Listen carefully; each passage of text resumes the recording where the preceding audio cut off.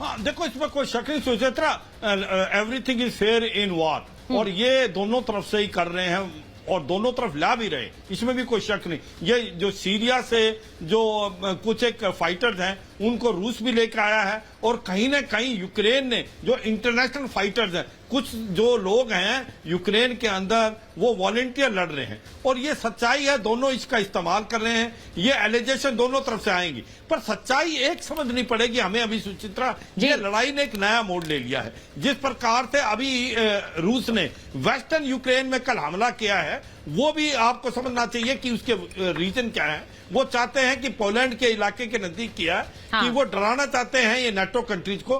दूसरा, जहां से ये हथियार आ रहे हैं रोमानिया, पोलैंड और हंगरी से, वो सप्लाई चेन को तोड़ना चाहते हैं, क्योंकि जब तक यूक्रेन के पास हथियार आते रहेंगे, चाहे वो जेवलिन मिसाइल है, चाहे वो आपकी स्टिंगर मिसाइल है, चाहे वो ड्रोन्स हैं, तो वो हाथ नहीं खड़े करेगा और कीव की लड़ाई लंबी चलेगी। तो इसको मद्देनजर रखते हुए उसने कीव का जो वेस्टर्न पोर्शन है वो किया, और एक सदर्न पोर्शन जो पोर्ट के पास किया है, चाहे वो उड़ीसा है या मारिपोल है, वो चाहता है कि यूक्रेन को लैंडलॉक कंट्री बनाया जाए, पूरा ब्लैक सी को कंट्रोल में कराए। मगर मैं अभी भी कहता हूं, अगर कीव नहीं गिरता तो यह लड़ाई लंबी चलेगी।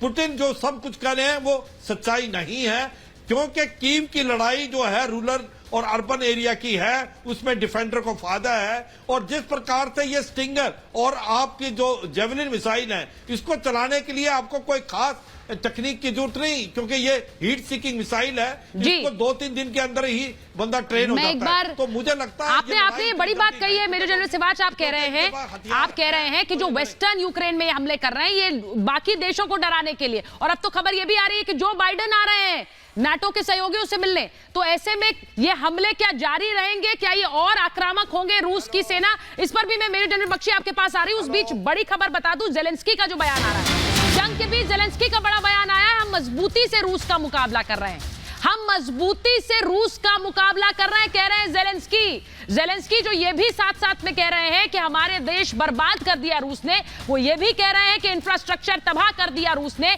लेकिन इसके बीच वो ये जंग लड़ रहे हैं, और समय समय पर वीडियो जारी करके वो ये भी कहते रहते हैं कि मजबूती से हम इस देश का मुकाबला करेंगे, रूस से जंग लड़ेंगे। एक बार आपको बताती हूं कि कैसे जेलेंस्की लगातार जो बयान दे रहे हैं, कैसे रूस को जेलेंस्की ने अब चेतावनी दे डाली है।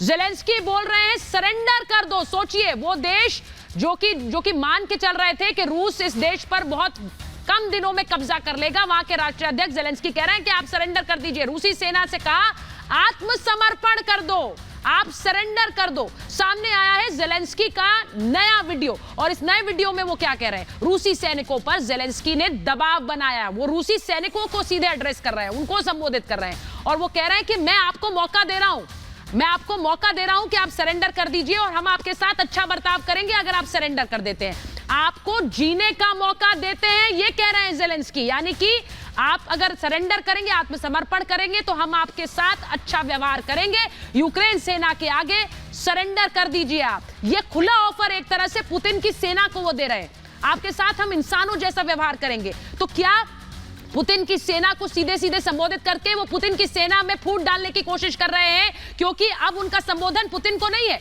उनका संबोधन पुतिन की सेना को है।